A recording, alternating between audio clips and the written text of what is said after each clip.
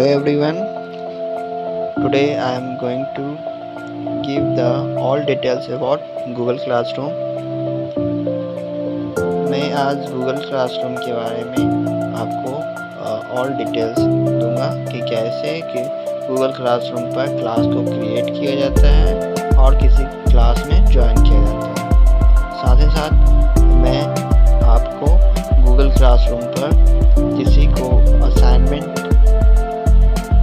Assign करने के बारे में भी और कैसे मटेरियल्स अपलोड होते हैं उनके बारे में भी बताऊंगा।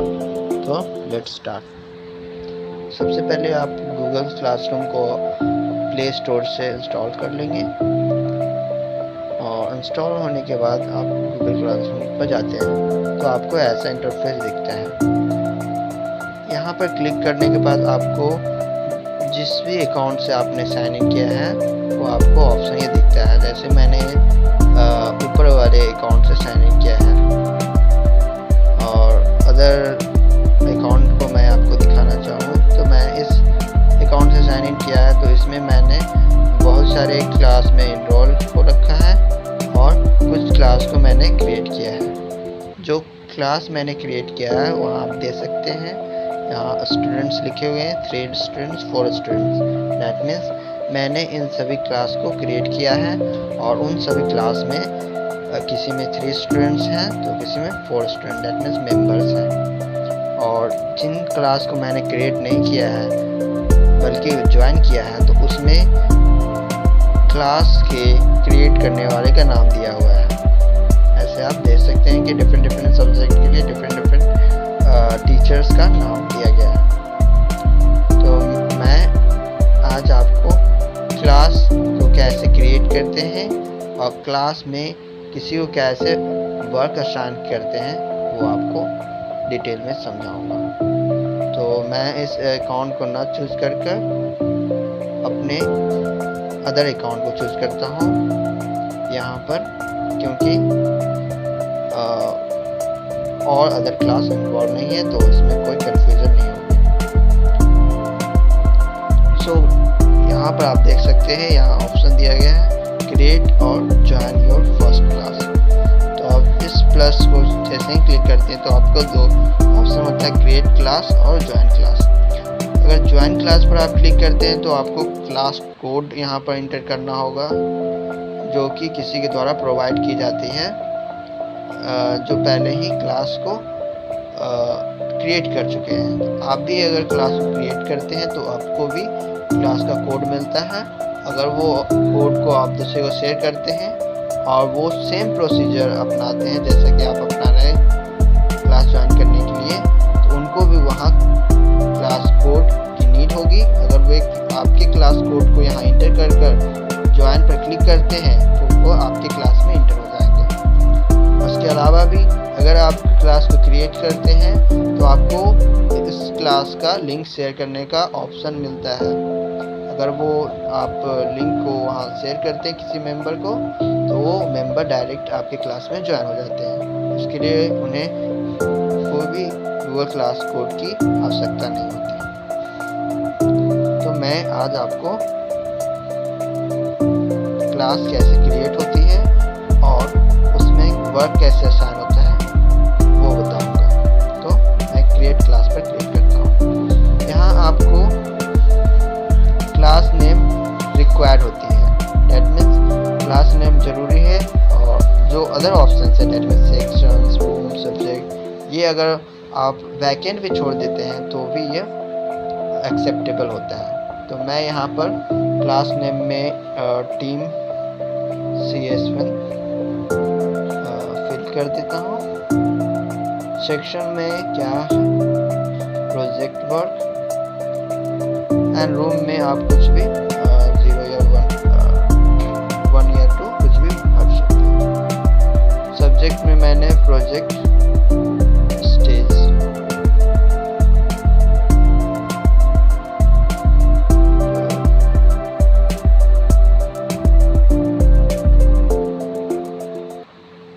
फिल कर दिया। नाउ आप क्रिएट पर क्लिक करते हैं और ये आपके क्लास क्रिएट हो जाएंगे। will take some times, it will depend on your internet connectivity. So यह क्लास आपका क्रिएट हो गया. नाउ अब हम आते हैं पीपल वाले सेक्शन में. तो आप जैसे ही यहाँ पर आते हैं तो आपको यहाँ इनवाइट करने का ऑप्शन मिलता है. यहाँ दो ऑप्शन हैं. एक आप अदर टीचर को इनवाइट कर सकते हैं, एक स्टूडेंट को. क्योंकि आपने क्लास क्रिएट किया है इसलिए आपका नेम ऑलरेडी टीचर वाले सेक्शन में रहता है. तो अगर आप किसी टीचर को इनवाइट करना चाहते हैं तो यहाँ पर आप क्लिक करते हैं और यहाँ से आपको क्लास इनवाइट लिंक मिल जाता है, जो शेयर करने का ऑप्शन मिलता है. जैसे ही आप शेयर पर क्लिक करते हैं तो आपको किसी भी व्हाट्सएप या अन्य शेयर करने के ऐप्स के द्वारा आप दूसरे को ये लिंक शेयर करते हैं. यहाँ पर क्लिक करते हैं तो ये कॉपी भी हो जाता है लिंक. तो जिन व्यक्ति को आप ये लिंक शेयर करते हैं, अगर वो लिंक के द्वारा ज्वाइन करते हैं तो वे टीचर वाले सेक्शन में ज्वाइन हो जाते हैं. जबकि आप स्टूडेंट को अगर ज्वाइन कराना चाहें तो आप यहाँ से इनवाइट सेक्शन के थ्रू, सेम प्रोसीजर के थ्रू आप स्टूडेंट को भी ज्वाइन करा सकते हैं. तो ये तो रही बात कि टीचर वाले सेक्शन में किसी मेंबर को कैसे ऐड करते हैं और स्टूडेंट वाले सेक्शन में किसी मेंबर को कैसे ऐड करते हैं. नाउ अब किसी मेंबर को वर्क असाइन करना हो तो उसके लिए क्या किया जाए. तो इसके लिए आपको क्लास वर्क में आना होगा और यहाँ पर आपको प्लस के आइकन पर क्लिक करना होगा. यहाँ से आप असाइनमेंट देख सकते हैं, क्वेश्चन देख सकते हैं, मटेरियल देख सकते हैं. तो आप किसी को अगर असाइनमेंट देना चाहते हैं तो असाइनमेंट पर क्लिक कीजिए. यहाँ असाइनमेंट का टाइटल जैसे मैंने लिखा प्रोजेक्ट वर्क.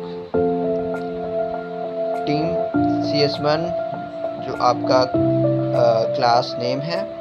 यहाँ स्टूडेंट्स होते हैं, जो भी जितने भी स्टूडेंट्स हैं वहाँ स्टूडेंट्स का डिटेल्स आ जाएगा.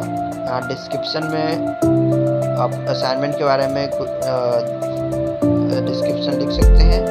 या तो नेक्स्ट है अटैचमेंट में आप जो भी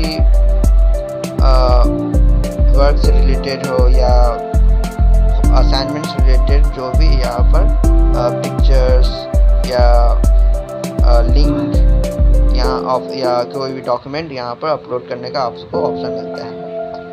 आप असाइनमेंट को अनग्रेडेड भी कर सकते हैं. और नेक्स्ट आपको ऑप्शन मिलता है ड्यू डेट में आप डेट को चूज़ कर सकते हैं, कब तक आप उस असाइनमेंट का डेडलाइन आप फिक्स करना चाहते हैं. तो मैंने फिक्स किया 6 मई और ये 11:59 तक फिक्स हो गया.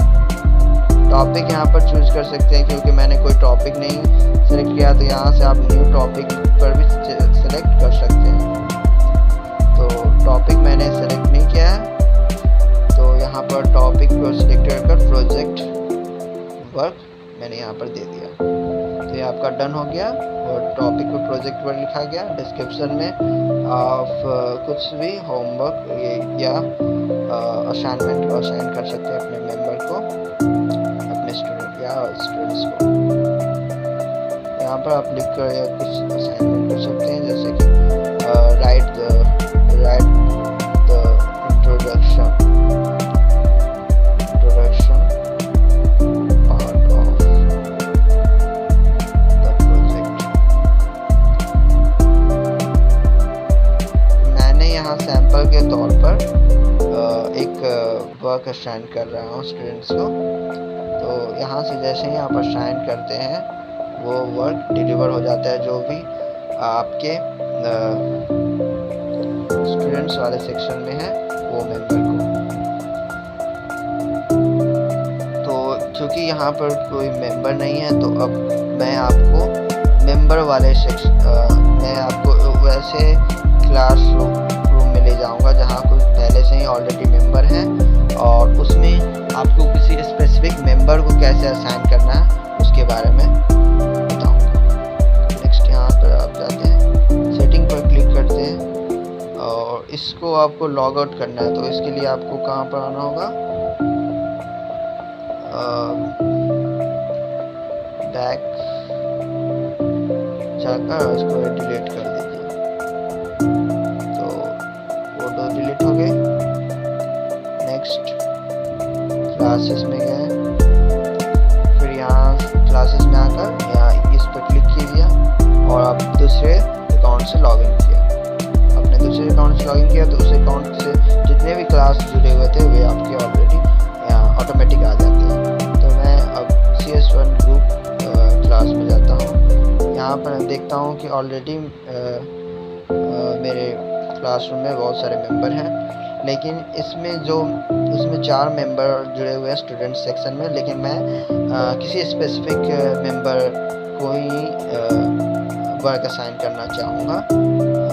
तो मान लेते हैं मैं कमला कुमारी को वर्क असाइन करना चाहूँगा।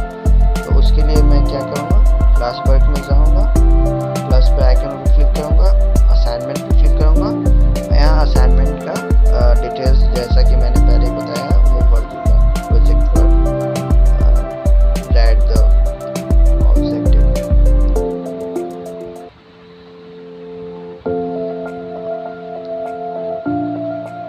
Motivation of project.